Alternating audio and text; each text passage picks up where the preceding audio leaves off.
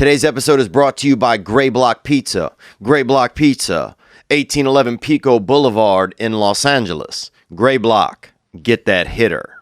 What's up, guys? Happy Thanksgiving to you and yours.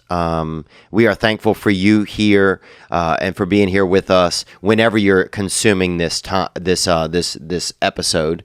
As well, happy Thanksgiving. Nick wanted to say something to you guys. I just want to say happy Thanksgiving to all the listeners and enjoy that turkey and that tryptophan. That tryptophan, dude. Look, that's free dope, isn't it? Yeah, that's white people dope, according to our guest today. That's true. That's white people dope, according to our guest today.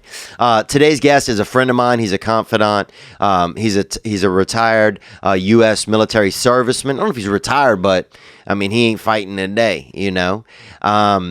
He is someone that I look up to, and no doubt he is one of the funniest people that I know. He's coming to tour in the next few weeks, I think, in Indianapolis, Minneapolis, and... We'll have all those dates below. And we'll have all those dates below, right? And Detroit, I think it is, actually. You may know him as Ashley Larry from The Chappelle Show. It's my friend, Mr. Donnell Rawlings.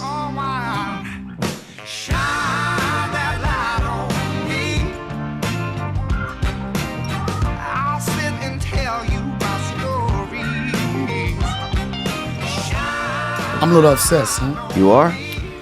Yeah, because you've been trying to get me to come to this podcast for probably, I'll say, roughly a year. Yeah. And then part of the lore, but we're friends. I would come on anyway. He was like, yo, we take care of our people. We send cars for them and everything. Yep. And if I remember, I drove myself to your podcast today. Yeah. And I talked to all your other friends, the white people, and everybody else had cars. Yeah. I'm just trying to get a clear understanding on why I couldn't get a car. And not only that I couldn't get a car, I know that your guests come up here, you offer them beverages, yeah, like mint tea, wheat shots, you know, and I'm a little upset because I don't know if this is racist or whatever. The cucumber part is definitely white. Okay. The watermelon part, was it did you guys, who was responsible for giving the black guy? There's a survey online. It says if you look up flavors that you know, urban people like. Urban, right. What urban people meaning? People, you know, from inner city, from the city, yeah. Overall, are they like a specific? Are they a specific shade or anything, or just anybody? I mean, is it reserved just for Latinos or blacks? I just want to get to the bottom of it. And the reason why I want to get to the bottom of it, I consider you to be a dear friend. Yeah. And I know you went through some legal issues about a week ago. Yeah, I did actually. As all of us always do. Yeah. And they got you. They got you. And you did time. You know what I'm saying? Yeah. And I was excited to be here because I know if I can come to your podcast, that means you're home. Yeah. You free. Yeah. First off, it's good to see you. Thank you, man. And with that said, I brought you some gifts. Oh, damn. That's what's up. It's almost like a care package. Mostly you would probably need this when you was in the joint. Mm-hmm. But I got you this things coming out the joint because I care about you. Oh, respect, man. Yeah. I don't know if you want to... You can save for later. You can show people. I'll show people, man. Yeah, I think open it. All right. Open it. Yeah. We got that hamburger helper, boy. Salisbury. Yeah, I couldn't. You got to help yourself with the hamburger. I didn't get the hamburger. I thought it would be kind of messy if I bought it. So that's the start, son. That's that starter. You know how many packs of cigarettes you get in the joint? Well, you know because you was in the joint. How many packs of cigarettes you could get for one box of hamburger helper? Oh, probably 2 packs. That's 2 packs of Marlboro Lights. Yeah. Because black people don't really smoke them too much. But you could get a carton of Newports. That's just for you to know the next time you're in. Respect, man. I really appreciate that. Let me see this second item. Oh, that ramen. That's another favorite where you came from, son. That's where if you meet somebody in a joint, you could treat them to something at the house. Yeah, if you got the pot to boil your water, you know how y'all was cooking in there. Oh, I'll cook in the toilet usually. But I wanted you to, just coming home, I didn't want to put in your face that you was locked up, but I still want you to know that people know what I was going through, my struggle. And this right there, that rich and creamy, boy.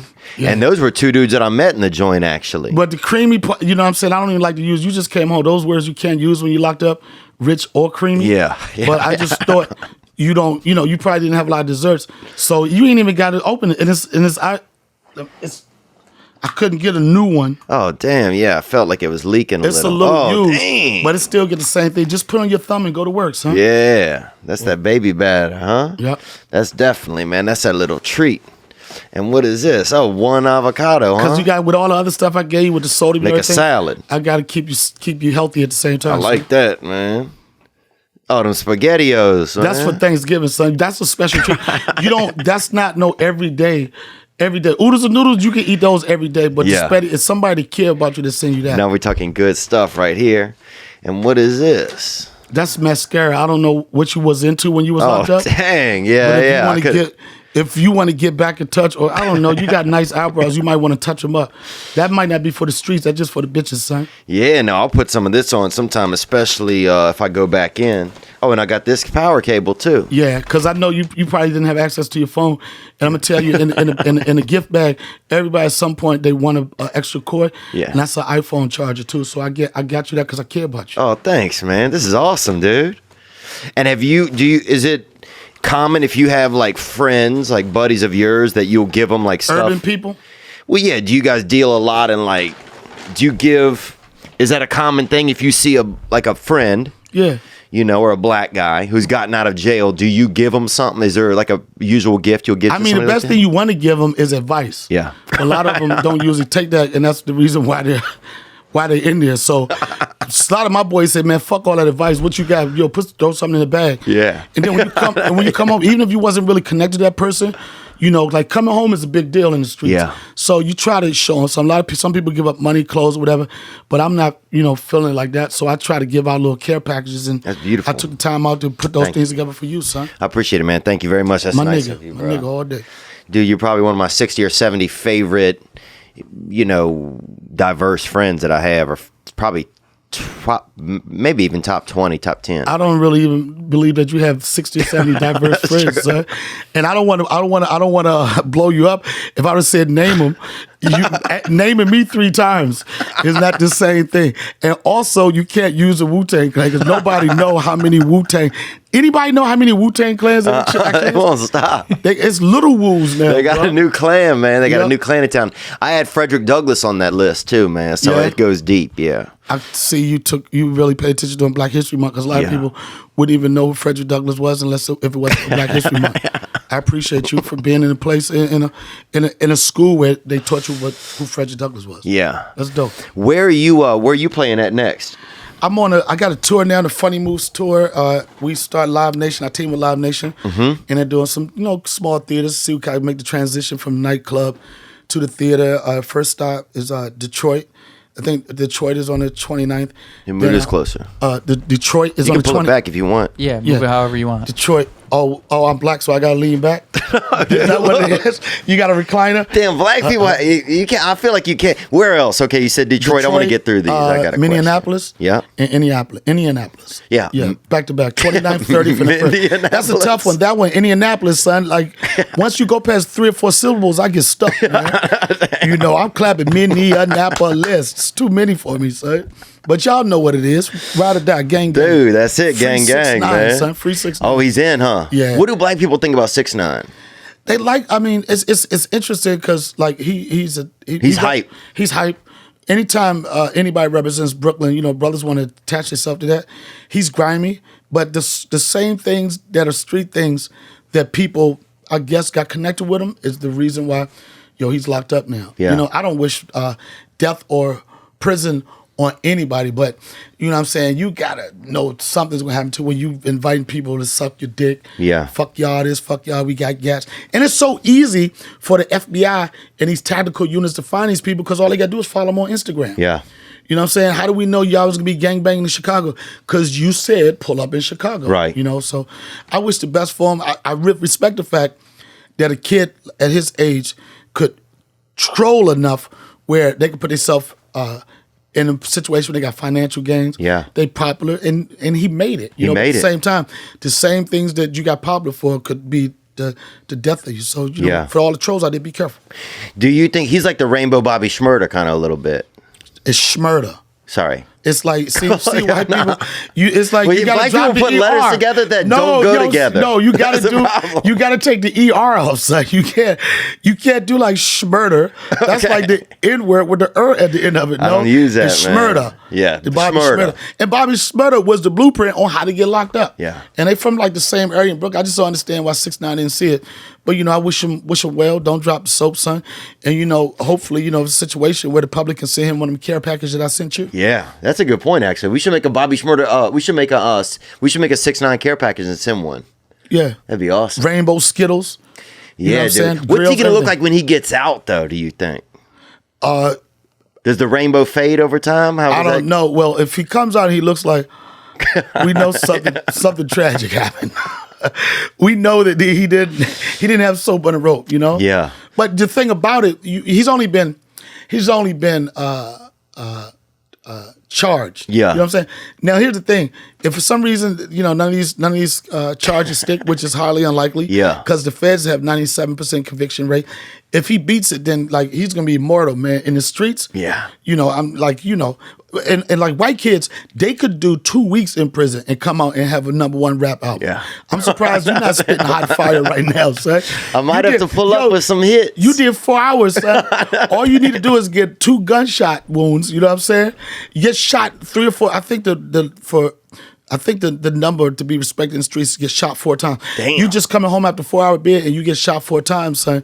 You could go platinum. I son. was stuck in traffic longer than I was in there, man. And that's the whole thing. I know for you to like get a 4-hour sentence and drive 8 hours. When you got off the bus, it was time served, son. That's it. But you was hard. You came back. You different, so you probably got tattoos. And all I that. feel different, man. You should. I feel different, man. You should. Have you ever been locked up or not? Yep. Really? 48 Damn. hours. Damn. It was. Who was in there? You remember anybody that was in there? It was just motherfuckers, son. Yeah. And it was just motherfuckers in. I did 48 hours, and it was tough. I didn't have no only weapon I had because they gave us, about this. They gave us one of the little boxes of Frosted Flakes. Yeah. And you get a spork. You know what a spork Oh, is, yeah. right? A From spork Popeyes. Yeah, it's like spoon and it's a fork. cross between a spoon and a fork. So I don't have a shank, but in the can they don't know if you got a shank. Yeah. So what you do is I had the spork behind me, like I wish the fuck y'all would, Oh, you know. damn. And then I would test it, and I think they were scared of me because I would test my shank on the wall and it would bend. The plastic part would bend like that. So it wasn't that gangster. I was there for 48 hours. You're never supposed to tell people what you're in there for, but I'll let people know suspended license. Yeah. You know what I'm saying? Damn. Suspended license. It was one of the days where, normally when I drive, I use my blinkers. Yeah. You know? I let motherfuckers know I'm gonna make it right. But the Yeah. day I was feeling rebellious, I wasn't with that blinker Yeah. shit. So I looked right, I turned left, police rolled up and Damn. They came up to me, but rolled the window down. And the police looked at me. He said, I need to see your driver's license. And I looked at him. I said, look, y'all took my license 2 years ago. Don't tell me y'all done lost my motherfucking license. You know what I'm saying? Boom. Next you know, I'm in the can. I did 48. But, I came home, I got strong, I got God. Yeah. I was a Muslim for 2 hours. Are you really? Yeah. What about an Israelite? Are you that? Yeah, that's the new thing, I feel Nah, like. because I used to have a thing for white chicks, so it's hard to be an Israelite and have jungle fever at the same time. Yeah. They don't go together. It's got to be all about the sisters. I like the outfits, Yeah. but the thing that I like the outfits, but the things they preach or whatever, I'm not really for that. And I like bacon. Bro. Yeah. Oh, yeah, you can't do it. Yeah. Growing up, it was tough for me with religion because every time we got close to religion, every time we got close to a holiday, my mother would change our religion. Damn. To save money. Yeah. Damn. Like 2 weeks before Christmas, we was Muslims. A week before my birthday, we was Jehovah Witnesses. Oh. And it's no disrespect to God or anything, but I was like, man, fuck this, man. I want a God that like toys, Yeah. and like bacon, and like me to sleep on Saturday. You know what Yeah. I'm saying? God And I didn't did. really experience any of that until when I went to the military. When I went to the military, because I was Muslim, Jehovah, all that. When I went to the military, I'm in the chow hall, and they had a pan of bacon, son. And this when I quit being a Muslim. They had Yeah. a pan of bacon.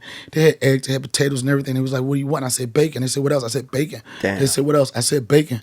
So I'm coming out of there, I'm scared, like Baconed crazy. up. And I'm baconed up. So, no disrespect to anybody that practice, that are Muslim, yeah. or the Nation of Islam. Slims, we call them Slims where I'm from. Slims? Yeah. Yeah, but it was part of my life. I got past it, and now I eat pork whenever I want to. Yeah, that's what I'm talking about. Yeah. I feel like bacon tastes better if you're a black guy. Is that true, or a black person? And that's not like a racial thing. I just think everything seemed like it tastes better. Like music seems like it sounds You say better. you think it tastes better? If you are, like, I feel like maybe like AFAM taste buds, or African American taste buds, kind of, they just, I feel like maybe you guys hear music differently. You might taste differently. The way you interpret things is different. So you saying black people are good at eating pork and white people aren't? I'm not saying that, man. I mean, I think it tastes better. For black people? Yes. I don't know about that, bro. I don't know about that. I would have to. You go to the Midwest. What are those crazy white dudes? No teeth, tobacco. Yeah. What they do? Pork. You know those guys. Those No, they love pork, but I'm saying like black people. I don't know if we taking spits and turning white people. Y'all put the whole pig on the joint. We just want bacon. Yeah. Y'all want the snout. Y'all want the heel and everything. But I don't know. But if you look back historically, white people they're violent like that. You know? Historically they've done a lot of stuff. I don't even want to get into that. I do want to get into it, but yeah. You know? But do you think though that do you think though that there could really be like a thing where like black people hear music differently than white people hear it? We hear it with rhythm. Yeah. You know what I'm saying? Yeah, we hear it. You know, like a lot of white people, they hear with the 1 and the 2 and the 3 and the 4 but black people hear that same thing and they'll be like, ooh, nana. Yeah. Look what it's just more of a rhythm. So I think our brains process rhythm a lot better than the average white person will. Yeah. But you have some like white guys in every neighborhood. There's always one white guy that black chicks say he could get it. Wow. You know, and that guy's usually the one with the rhythm. It's not extended through the whole neighborhood, but there's always one guy that had a rhythm. I don't think it was you. Yeah. But I'm pretty sure it's always one guy that had the rhythm. Do you think that they have like, do black guys from America look differently at black guys that come, like say like there's a guy from Jamaica or there's a guy from like Zaire who just moved to America? What's that relationship like? Man, that's when black guys feel white. You know what I'm saying? Yeah. You know what I'm saying? Because damn, yeah, I'm just saying I don't know what type of racism is that called or whatever. You know what I'm saying? But when somebody say which black guy you wanted to date, whatever, you got one say me, and then one like it is me over here, and that voice scares all type of the African voice. It's a tough one. It's a tough one. You know what I'm saying? That's a tough one. That's wild, man. Because sometimes it's like, I'm like. Those types of people, those black people from Africa are so different, I feel like, than black people from America, you know? Yeah, they go-getters. They hustlers. Oh, they're hustlers for sure. Yeah, they're hustlers. But it's funny, like without hearing a black person, when you see him, you have an instant connection with him. Yeah. You know what I'm saying? Then you hear him. do? Yeah. You're like, oh, that's my nigga right there. You know what I'm saying?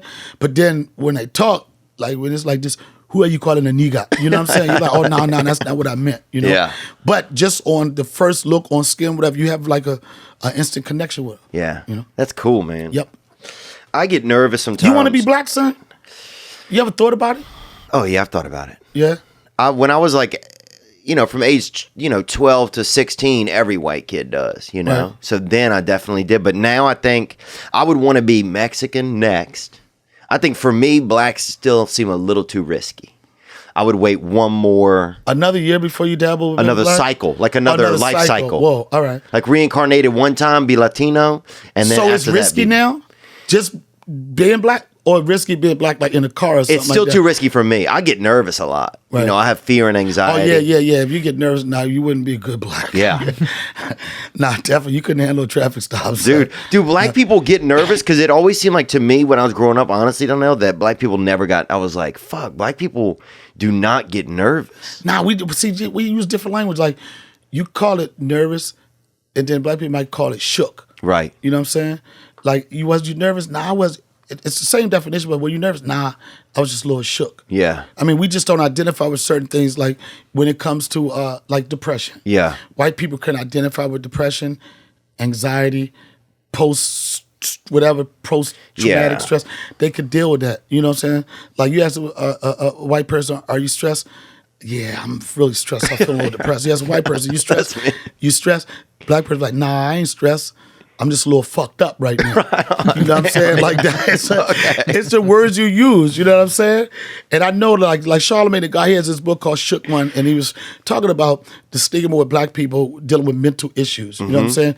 And he's saying from a person that's paying a therapist $100 an hour to talk to her about problems. Yeah. The average black person from the hood can't afford a therapist. What you could afford is a bag of weed, a bottle of Hennessy, and that's what we look through. That's how we get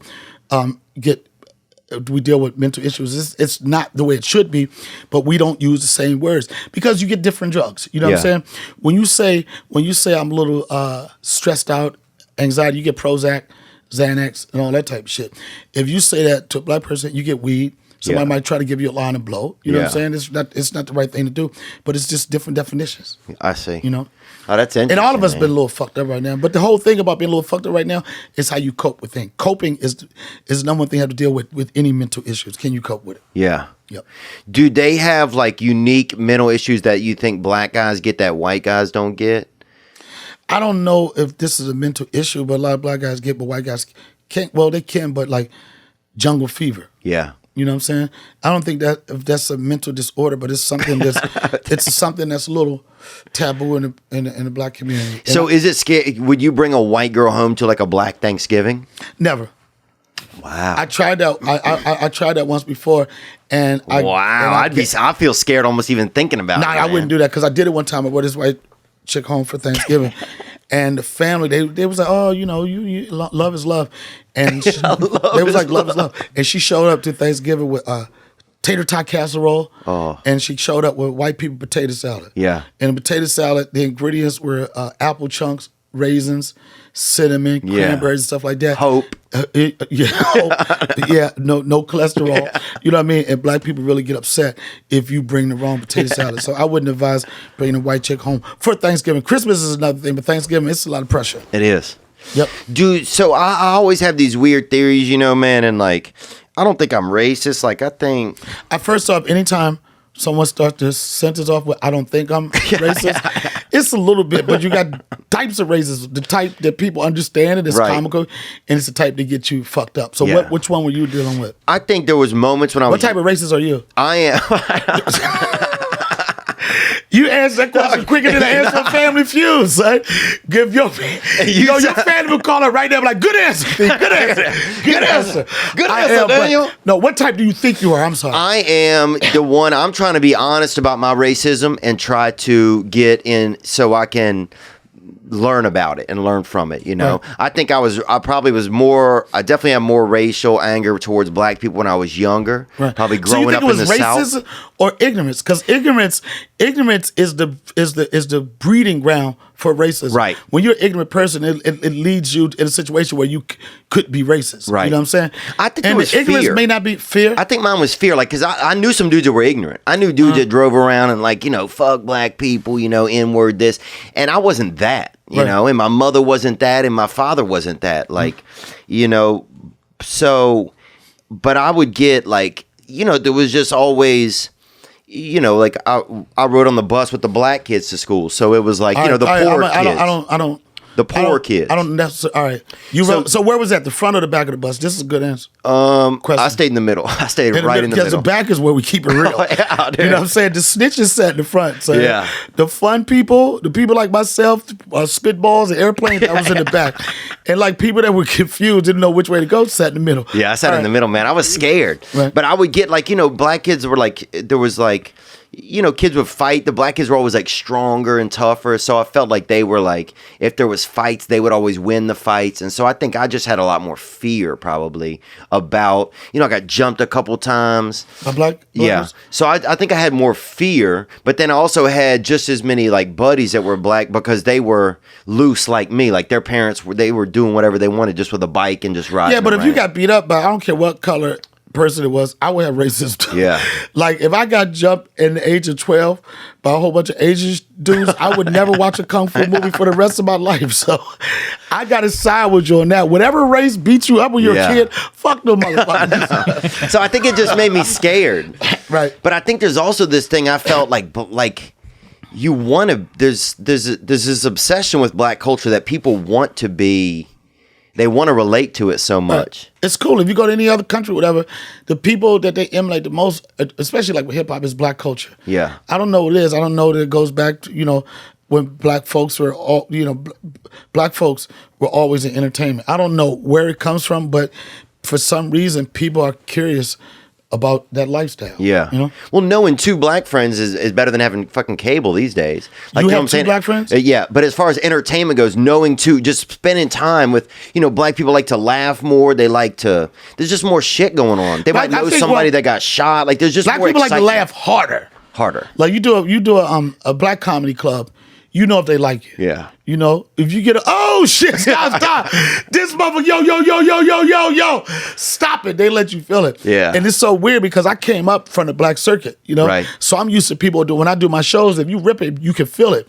Then I started doing the mainstream and crossover stuff, and I started doing white rooms. And sometimes it was hard to tell because you'll get a chuckle.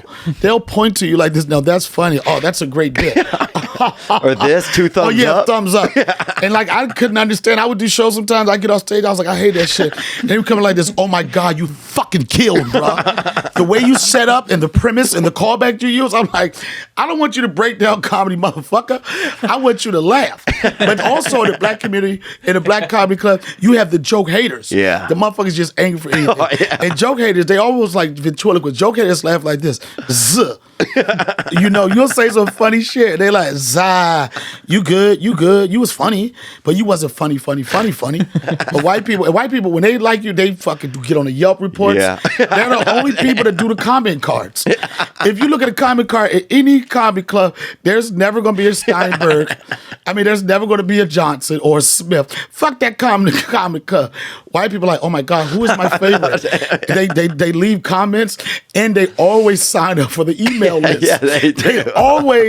White people are everybody's guest book, son.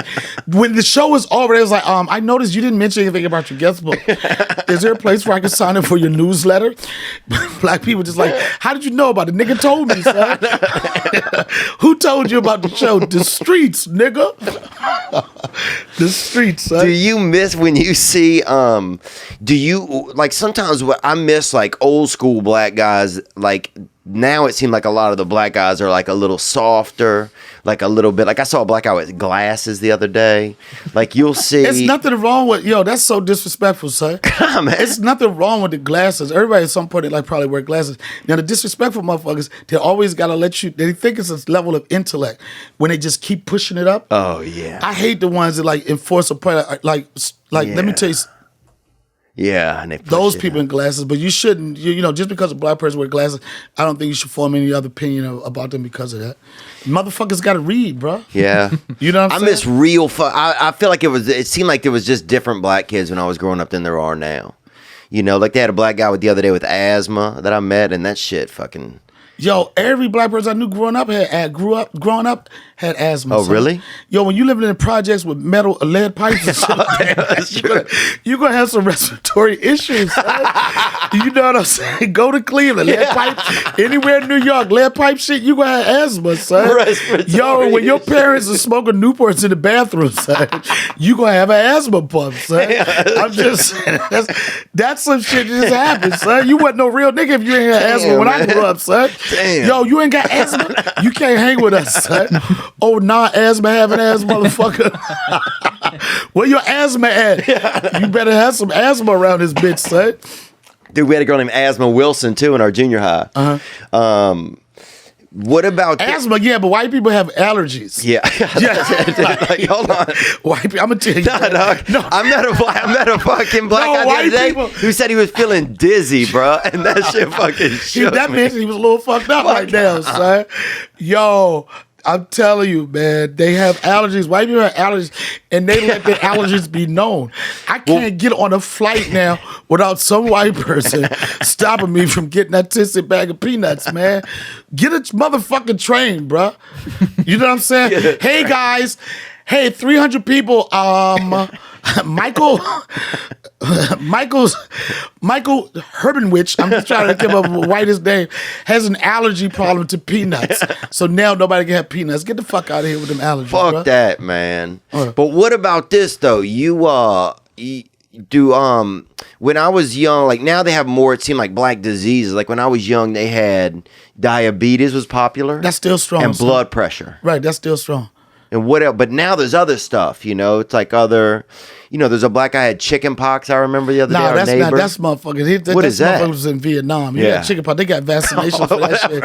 Yo, if you don't live in, you get chicken pox in the United States, son. Your healthcare is not up, son. That shit is only supposed to be in Africa and motherfucking Haiti and Thailand, son. You should not be able to get chicken pox in America, son. But I'm just saying, black people are getting like weak diseases that used to be only white people would get. It seems like that's something, you know, like the only black diseases I know, it's going to always stand the test of time, is the itis. Yeah. You know, I think every black person I've ever went to school with or grew up with all had the itis. What is it? The itis is it's Like autism? No, itis is something like, you know, like in the black community where, okay, let's say you eat a lot of food, you get tired, want to take a nap. Yeah. You know what I'm saying? That white people have a name for it during Thanksgiving. It's something that's released in turkeys. Tryptophan. Tryptophan. See, and a white guy knew the answer to that, right? It was a black dude was like, "Nah, I don't know what you said, son." You know, but that's one of the diseases that's very, very, very strong in the black community, and there's never going to be a cure for it. What, relaxing? It's the itis. Yeah. When you get the itis, no, like when you eat a lot and then you feel, oh man, I gotta lay down, I gotta get the itis. Yeah. And you usually get it from stuff like steaks, Yeah. cheeseburger, ribs. If you eat ribs, that's like you inducing it. You making it happen to yourself. Yeah. But black people are gonna have had the itis for years and will probably continue to have the itis. And I know that Reverend Al Sharpton is at a point in his life. He's a vegan right now, so Is he don't really? he's a vegan. What is that? How do y'all treat that? That seems not like a black thing to In do. the black community, we think, I know this is so fucked up, if you vegan, we think you're gay at the same Yeah. time. You know what I'm saying? And look, man, I feel you. In our community, like just changing your diet, Yeah. you could be. Black people are so homophobic. Like changing your diet could cost them a lot. You know what I'm saying? Go to like a hamburger spot with a black dude, and you order your cheeseburger with like with like Swiss cheese or cottage cheese. They'll be on the phone. they'll be on the phone. Oh, not cottage cheese, Swiss cheese, Black or like people order the crumble or craziest blue burgers. cheese. If you order blue cheese, blue cheese around, That's a gateway drug to dick. They'll be on. That's a gateway. They'll be on the phone like, yo, this motherfucker changed, son. I just caught this motherfucker eating with a burger with blue cheese. Not that he chose a better cheese, but I caught him eating it. You know what I'm saying? You don't put mayonnaise on your burger. You're gonna be some issues, son. And you don't got to answer to me. You got to answer to the streets. Yeah. Is that the life you want? If that's the perception you want people to have of you, that you eat burgers with Swiss cheese and cottage cheese, I never even crumbles and seen shit like that, man, it's gross, bro. Straight up crafts, deluxe, all day, represent Brooklyn. You know, that's just it. Damn, that's wild, man. What's up, guys? I want to tell you about the world's thinnest phone case. That's right. Sometimes you have a phone case and it's too big, you can't even get it out of your pocket. You can't even get your phone out of your car because your case is so big. Well, now that can change. It's the world's thinnest phone case, the MNML Case. That's right. It's 0.01 inches thick. It sounds unbelievable. It is not. Now, this isn't a case that you could throw your phone in water in, that's for sure. But it is the world's thinnest phone case. It's available for all major phones, including iPhone X, 8, 7, Pixel 2, Galaxy Note 8, Galaxy S9 Plus, and the new iPhone X's, XR, and new Pixel 3s that are in stock. And you can get a special Black Friday sale, 30% off, with the discount code Theo30. That's THEO 3 0 for 30% off. Just go to MNMLcase.com and use promo code THEO 3 0. That's MNMLcase.com. Yeah, man, I think I could be. I think if you're mixed, is it better to have a black mom or a white mom or a black dad or white dad? Like, what's the ideal? That's a tough one recipe? because I have friends that are on both sides of the mixed ecology. Okay. You know what I'm saying? I just think I think the dopest thing, because when you're a mixed kid, like people automatically like you're black. Yeah. You know what I'm saying? And I give you an example. I dated this chick, and she was biracial. Her mom was white and her dad was black. You know? And then one thing I respected about her is that she respected both sides of her family. You Yeah. know, it wasn't just like black this. She understood. You know what I mean? She understood that she was black. She understood that she was white. You know, and we would go out, her white side would make sure we were always on time. Oh yeah, yeah. You know what I'm saying? Like we were always ahead of everybody. And that's when I connected with her white side. But at the same time, the black side of her, we would be early, but we wouldn't have a housewarming gift. Yeah. You know what I'm saying? We would just you know what I mean? But she Y'all just parked out front. Yeah, we just parked out front.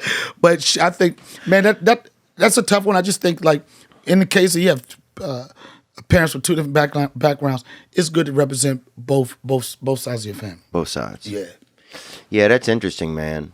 Yeah, I think sometimes there's always like, I always felt like I wanted to maybe, I don't know if I wanted to be black, but I felt like I don't know. Sometimes I wanted to relate to some of those kids, you know. They just seemed like they were having more fun. They seemed braver than me when I was young, like some of the black guys that I knew.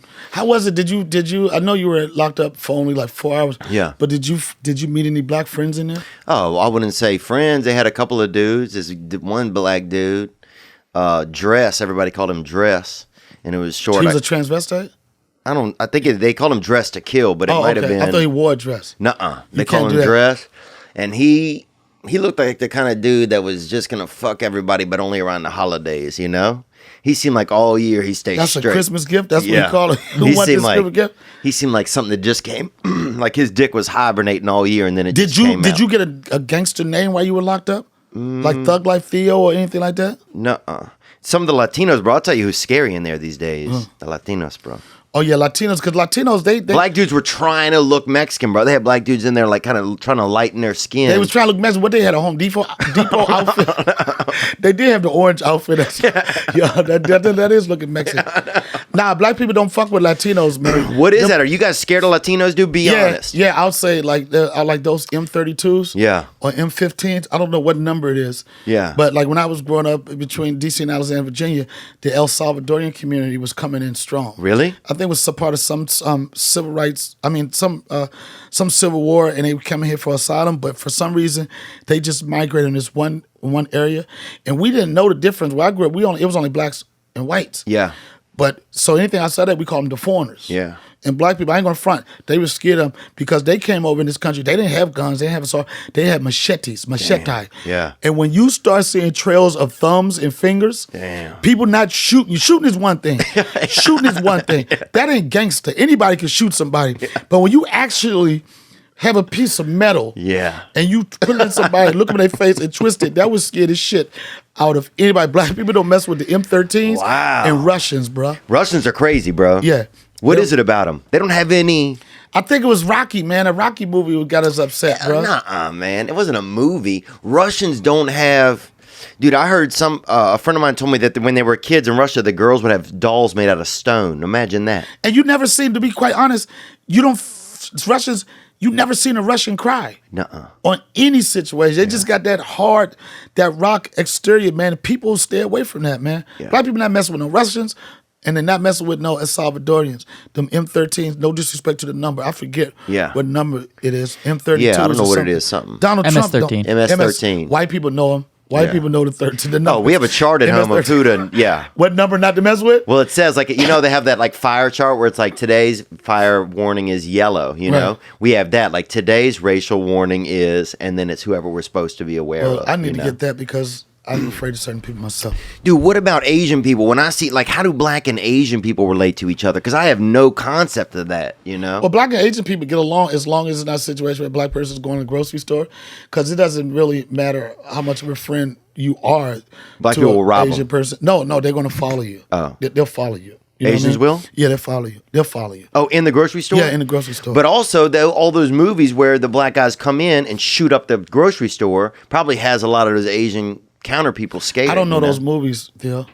Really? I don't know. They just come and shoot up the grocery store. What movie is that? Yeah. I think you just made it up, bro. It might be the news. It might be the Here's news. the situation. The situation with Asians, me being prior military and stationed in Korea. Oh, yeah. You have such a different perception. What Asians hate about Western civilization the most is having no respect for elders.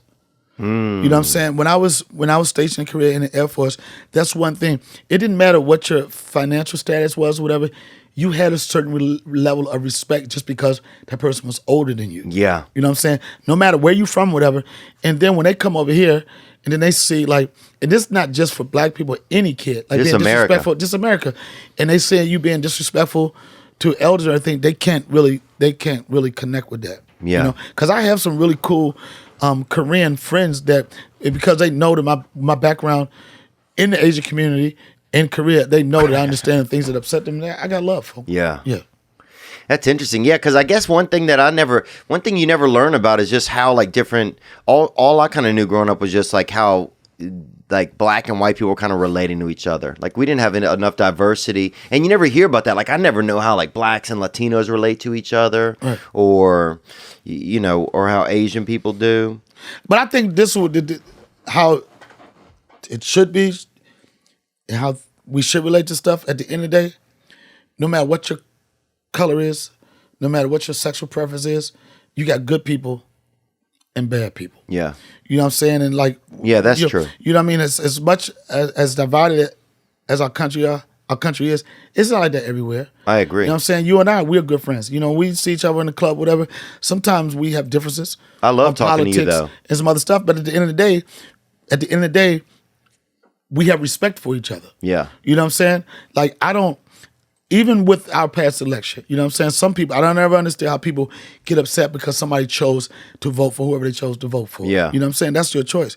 But this past election was interesting because a lot of people were upset during this election. Black people were upset. Asian people were upset. Gay people were upset. But white people were really upset. Yeah.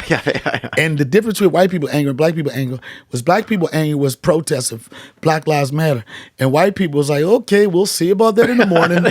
They pulled their pants up, and they went to the polls. Yeah. You know what I'm saying? And anytime you see a white person do like this, yeah.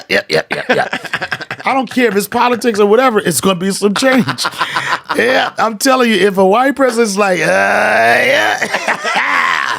it's about to be some change. You better exercise your right to vote, and you make the change, son.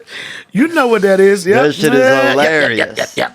But do black people, low key, you guys have got to love Donald Trump because he has like a hot wife. Let me tell you. He's like a Part of his he'd be in a rap video. It seems like. No, but this is what people don't understand about the whole Donald Trump thing. Black people used to love Donald Trump. Yeah. In the 90s, almost every rapper, when you connected something with a lifestyle. Yeah.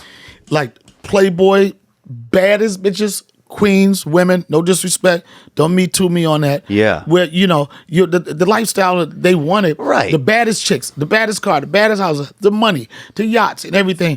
That's what everybody was rapping about. And who had that type of shit? Donald Trump. Donald Trump did. You know what I'm saying? Donald Trump would do cameos in videos and everything. Yeah. But that's the Donald Trump that they knew that one, not so much he cared about black people, but he was a fun guy, party, turn up. Right. And it wasn't until even when Donald Trump was on Apprentice. Yeah. They saw a shark, somebody was hungry, they saw somebody was successful. They admired that. They admired that. But it wasn't until the ugliness came. Yeah. You know what I'm saying? It wasn't until the ugliness came that people started switching him. Not just black people, but other people. Yeah. Well, and then here's the people thing. were turned off by him, by his attitude, by who he is. Here's the thing. Donald Trump totes the economy. Yeah. There's the unemployment, black job rate, and everything. He totes how well the economy is doing. And on my Instagram, I posted something. Someone said, well, the last time I checked, the economy was doing well. And my answer to that person was, don't confuse economy with humanity. Right. And it's hard to cheer and root for somebody with the success he's having when you create such a diverse situation. You motherfuckers want to be happy. Right. Yeah, but we want to be happy for the economy, but at the same time, you shitting on John McCain. You shitting on like war heroes.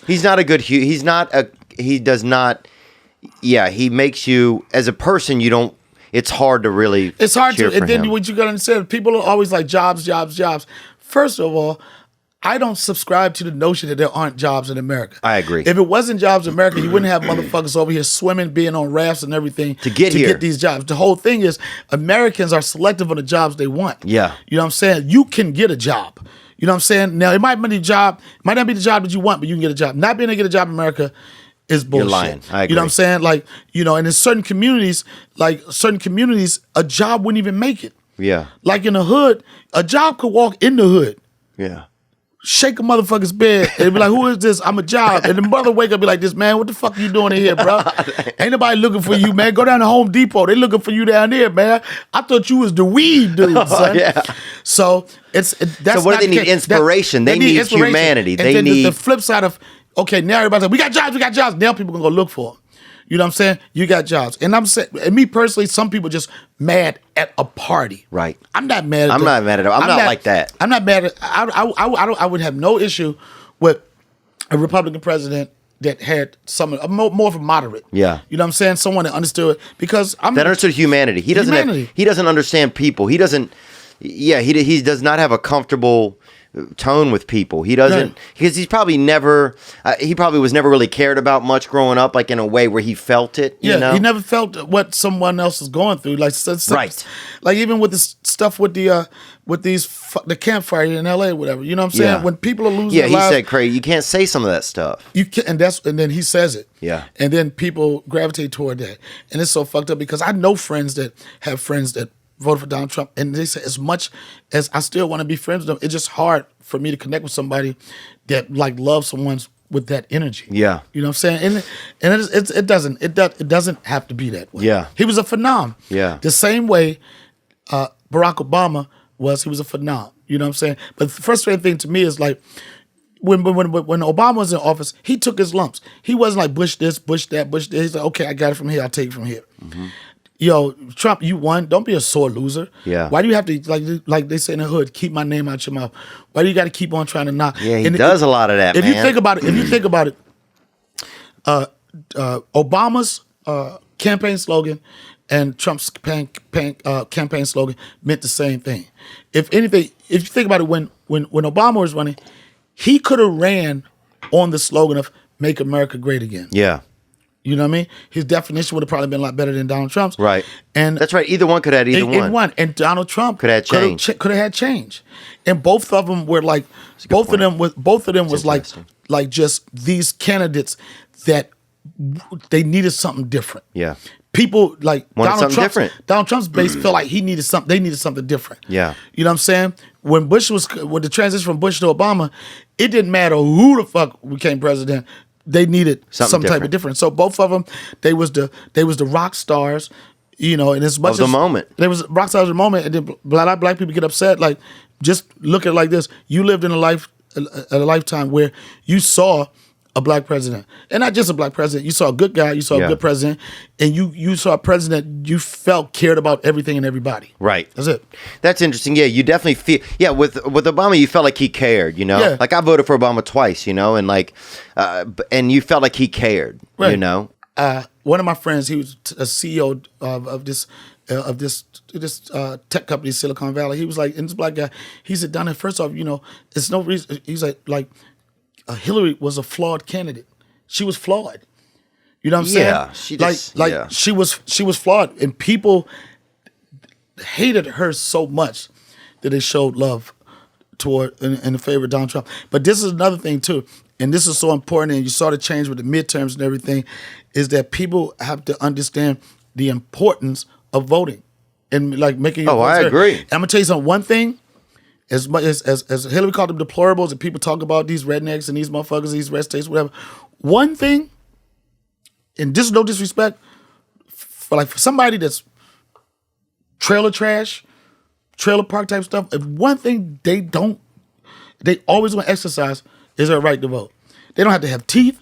They don't have to have jobs. They don't have to have anything in life, but they're going to exercise their right to vote. And that's how you do change. Yeah. But don't you think, like, I feel like sometimes, like, people are somehow they've got us all tricked in some ways, these parties, because, you know, black people have voted Democrat for a long time. Right. Poor black people have voted Democrat for a long time. Poor white people have voted Republican for a long time. But it's like, how long do we keep voting those ways? Well, then, we're still in the same trough. Yeah, but the thing is that you're going to vote for whatever party. Well, that's hard. It's hard crossover to get. It's hard crossover to get for most part black community to even think on the Republican side. I do understand that, but it's going to be somebody that has your similar views and your ideas. Yeah. Because even on the Republican side, Jeb Bush. Yeah. I was a fan of his. And the reason why I was a fan of his because I understand that he was from the Bush family, but he felt like the mama's boy. Right. You know what I'm saying? He felt like the Bush that would have had heart enough to say, this is wrong what you're doing these people. You know what I'm saying? He's the one that I would say would probably be a Republican that shifts closer to the moderate side than anything. You know what I'm saying? I was a fan of his. But being the president now, it's not all about who you think in heart. It's the charisma, it's the charm, and how do you pop? Yeah. And he couldn't pop. It's turning into the WWE a little bit. Do you feel is. that? Do you feel like everything's kind of turning into the wrestling? Yeah, it's unfortunate. And it's like everything now, it's really like a reality show. It's really like knowing how to manipulate the media. Right. You know what I'm saying? You know how to manipulate the media, you could win at anything. And this was proven with Donald Trump being president. Was he the best candidate? Was he the best president for the job? Not so much. Yeah. But he knew how to work the media. He knew how to work the system that they built. He knew how to get motherfuckers compared to American Idol. How do you get people like, yo, text so-and-so for your winner? He knew how to make people, he knew how to excite them. He knew how to make people move and go do something. That's why he won. But in some ways, didn't you feel a little bit after you got elected like, holy shit, man, I could be president? Did you feel that for a second? Like, fuck, anybody could be president. Yeah, but I really felt more of that when Obama was president. Yeah. Because that was the one I could see that. That's the one excuse black people they was holding on to. You could say anything, yeah, so and so, yeah, but it ain't gonna never be no black doctors. We got more black doctors. It ain't gonna be no black astronauts. We got black astronauts. They do? Yeah, we got black astronauts. We got black everything. This was the only thing that we didn't have. You know what I'm saying? So for all the black people that make excuses, when Obama got elected, it's like he proved that there's no more excuses. Yeah. And even when Obama, I know this has nothing to do with comedy, even when Obama, I went to a bar, all black people wasn't happy about Obama. Right. I went to the barbershop one time and this brother, they was talking, he was like, I don't fuck with Obama. I was like, he was like, yeah, what if, he said, what has Barack Obama done for black people? And I looked at him, I said, he won, motherfucker. Yeah. You know what I'm saying? Was he going to be a great president? Nobody knew about that. I don't think anybody can be a great president. Yeah, but the fact that he won shows you that it was inspiring. It's inspiring. But the trick of that was like, every black person thought they could be president. Right. It's a dude like this. Yo, Obama black, I'm black. He played basketball, I play basketball. You know, I could do that shit. No, you still got to stay out of trouble. You still got to have an education. Yeah. And you still got to be a dope citizen. You can't just like, because I'm black, you can do it. So, yeah, that excitement was gone. Sometimes I think to me, and this is just a perception of mine, and this could be ignorance too. It seems to me that, or sometimes I think, or I feel that, that some of the black community, like there is a ton of opportunity these days, and some of the things, the only thing that I feel like holds some black people back is just their lack of desire in some places. That's man. not just with black people. That's with anybody. Right. Anybody. And I think so. Why do you think I see? Why do you think I feel or see that more, or as a white person, or why do you think? Because and I'm not accusing you or anything. I'm just thinking about this. You're probably not around enough black people that don't make excuses. Right. You know what I'm saying? If you limit yourselves to a couple of people or a handful of people, you don't see the examples. And I grew up in the South, and when there's no opportunity, of course, like the South is a different animal a little bit because there's decades and generations of no opportunity. I'm a strong believer in like. There are no. Look, here's the thing. You have two excuses. Yeah. You have a good excuse and a bad excuse. And at the end of the day, it's still excuses. As a comic, you know what I'm saying? You could have a show like at night and say, you got a show at 12 o'clock. You just found out like one of your aunts or your uncles or whatever just passed away. Right. You got a good excuse not to go to that show. You know, I'm not feeling right. That's my excuse. It's still an excuse. And you got a bad excuse not to go to a show. You know what I'm saying? Oh, man, I got a cold or something stupid. You know what I mean? But at the end of the day, it's still excuses. So as much as not just black people, just for anybody, stop making excuses. Yeah. It's so easy to make excuses. What you going to do? What you gonna do? And that goes, I relate that to comedy. You see, you've been in the game for a long time. You see motherfuckers trying to get stage time and stuff, and they'll say, oh yeah, but they don't really like me in that club. They don't really mess with women. And then you ask that same comic, where do you perform? I perform at this one club, it's open mic. And you say, how did you do? Oh, my set was okay. No, motherfucker, that ain't enough. Yeah. You know what I'm saying? And I tell this to all young comics. With, you know, any doors you want open, it's going to come through the microphone. Yeah. When you ripping, when you're not just 50-50, I'm talking about when you demolishing everywhere, you can't be denied. Yeah. You know what I'm saying? Don't make excuses. Make yourself undeniable. You know what I mean? Okay, I don't do 5 spots a week. I do 2. But when you do those 2 spots, kill them. Yeah. And those 2 spots will turn into 3 spots and 5 spots. I even use myself as an example with me in the comedy scene in California. I came up as a New York comic. When I first came here, people knew me from the Chappelle Show. Right. A lot of people didn't know me as a stand-up, and a lot of clubs didn't know. Oh, he's a funny dude on TV, but whatever. And I used to drive down Sunset in Hollywood, and I used to see the names up there on the marquee. Ba, ba, ba, ba, ba, ba, ba, Yeah. ba, ba, ba, ba, ba. And I'm looking at those names, and I'm not disrespecting them. I'm like this. I'm on that level. Right. I should be there. I'm not making excuses. I'm not going to say, fuck that.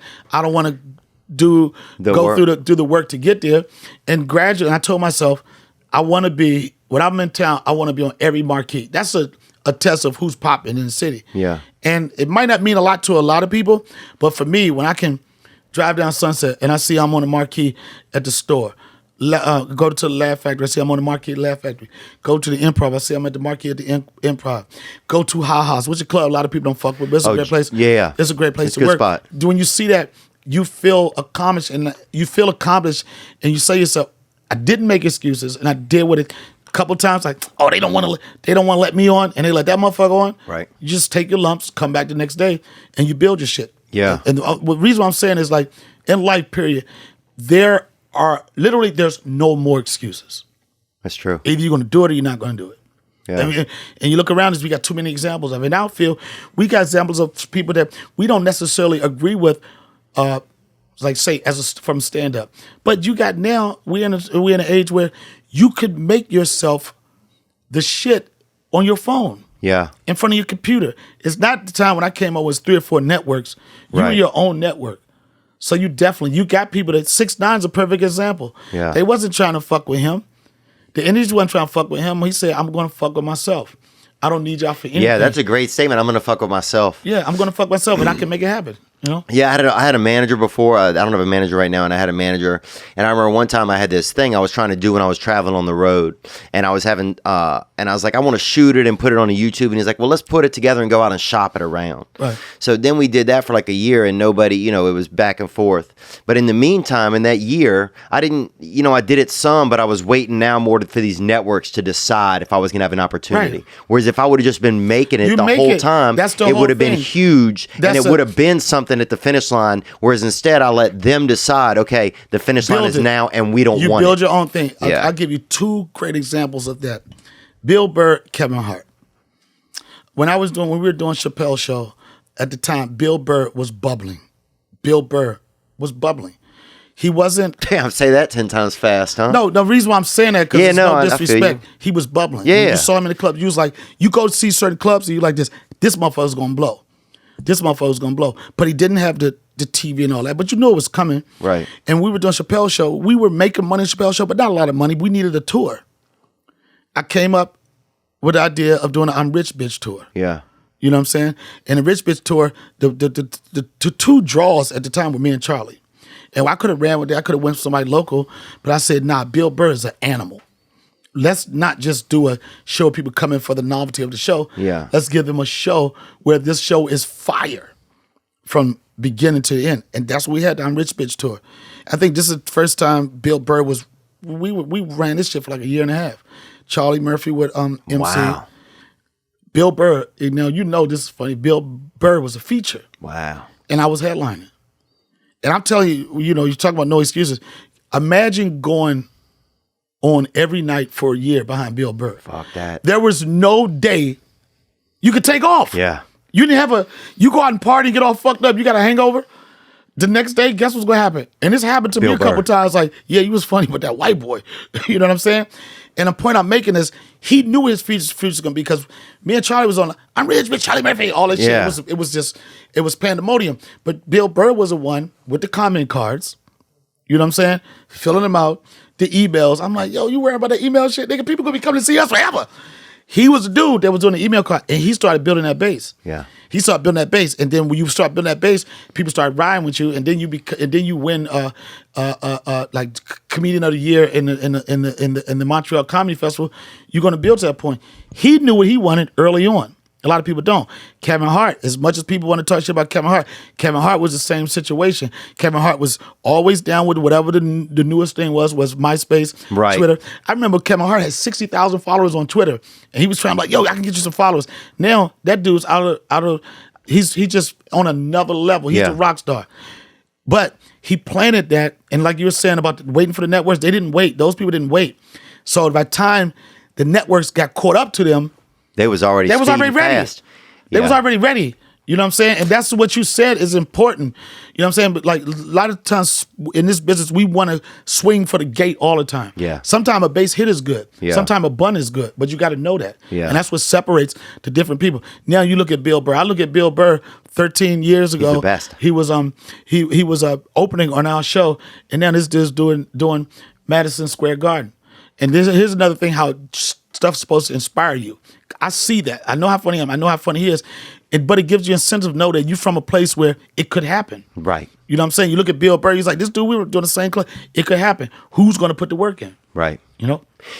Where do you get some of your own work ethic, man? Because it's really interesting. Because especially you were I'm, you're a little bit older than me. I'm 38, but when I was growing up, they didn't have, they had, our town was maybe, my environment was probably like half black and half white kids. Right. And a lot of them didn't have like a lot of, leadership or direction. They probably didn't have a lot of, role models and stuff, And I knew that because I didn't have a lot of it. So I would spend time around a lot of those kids. So where did you get, and a lot of them were done with school at 7th grade or 8th grade. I mean, done, 70% of the black kids in our school were gone at 8th grade, Right. I think in the South, it was just, it's just it was a different place. And this is, 20 years ago, 25 years ago. But where did you get, what kind of kept you in a different lane to have, at least some of the, mental capacity, that you had when you were young, do you think? Well, my mom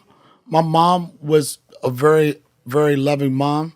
My dad was a guy that was in and out of jail. My dad was he was a heroin kingpin in D.C. And black people always loved the fact that they could tout what level your dad got to.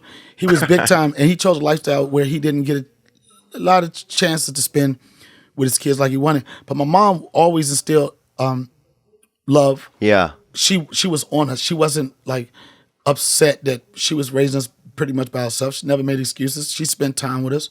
At the end of the day, it's to the time that your parents spend with the kids. If you see any kid that's kind of out of line and crazy, whatever, it may be cases where it's not that way. You could break it down. Yeah. You could break it down oh, I see why. Mom always had a babysitter. Yeah. Mom always in the club. He always saw mom come home with the just got smashed outfit and stuff like that.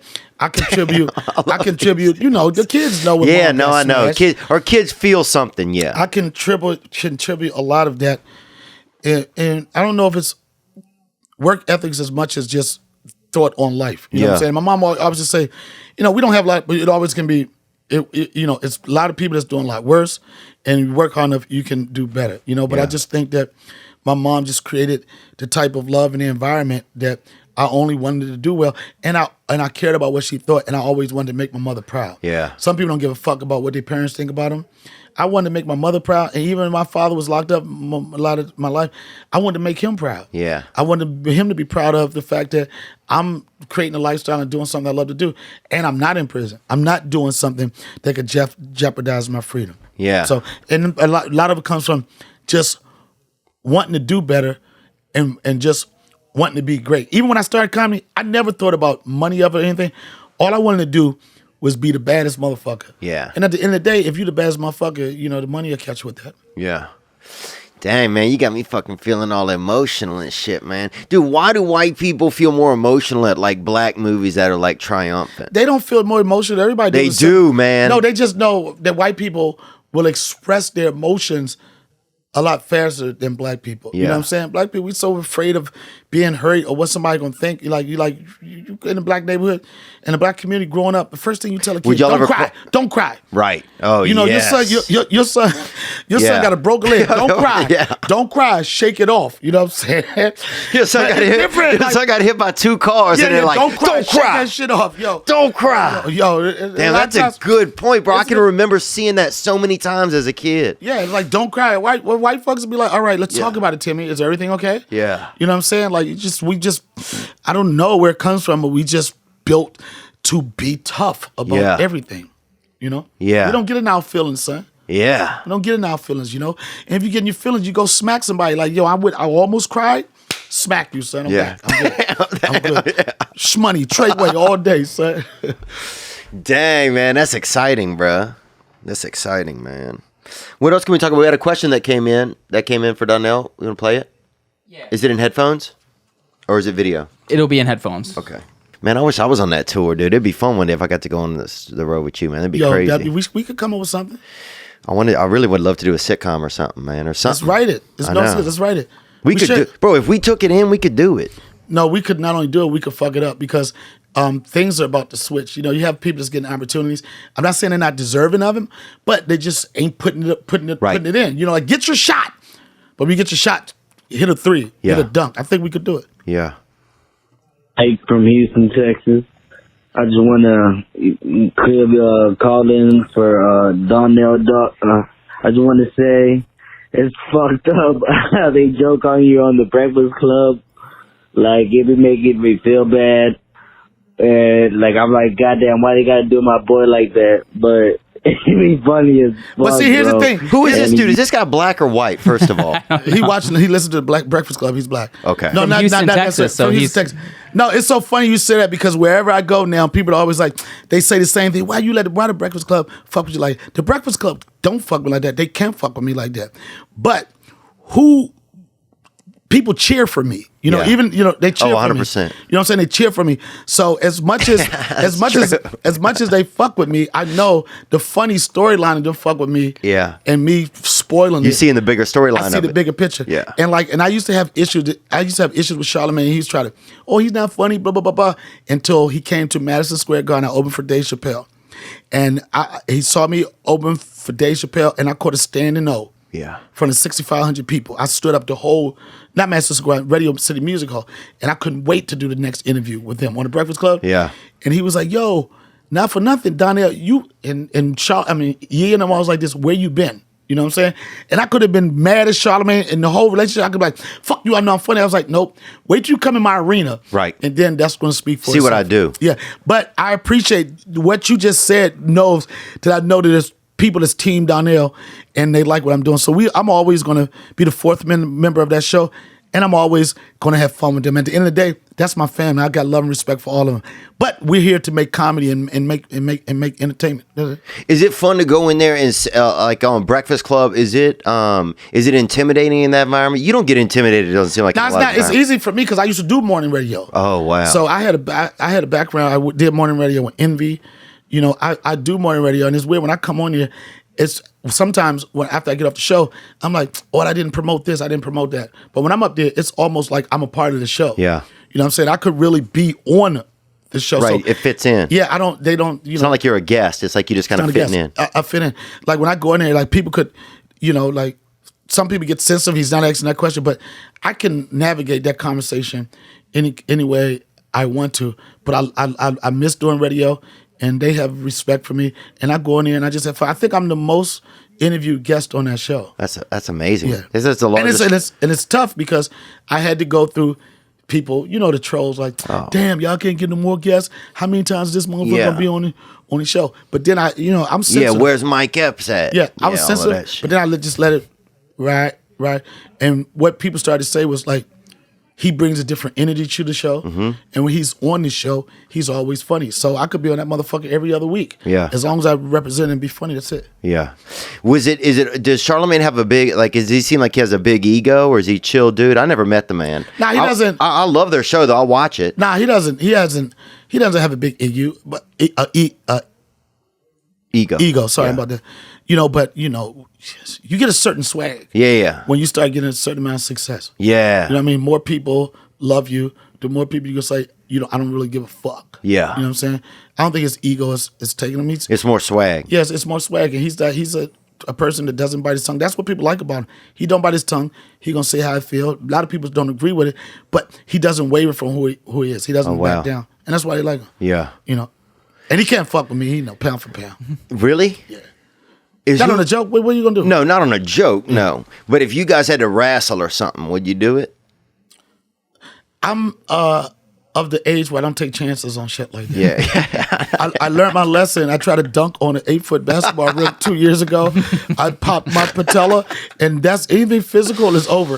If it's not treadmill where I could jump in and jump off, and I also have 2 fights that were captured on TMZ that I didn't connect. So I don't want that 3 strap. I'm just gonna stay away from that shit. That's where you go get the strap, get the goons for that. So, and my goons usually have Jewish last names now. So we're not gonna fight you in the street. We see you in court, bitch. These Israelites, man. No doubt. It's definitely changed. Your mother's in town for the holidays? No, my family's on the East Coast. Yeah. But I have extended one of my brothers, he's here, so I'm going to have Thanksgiving with him. Nice. Do you make your mom laugh? Always. Yeah? Always make my mother laugh. And I make my mother laugh in some of the most painful moments. You know what I'm saying? Like, that's just what our family was. It's like, it could be a dark situation. Yeah. We always could find a place to laugh. I remember one of the things that pushed me in the direction of comedy, late at night when I was making my mother laugh, and she was like, boy, don't tell another joke unless you're going to make some money doing it.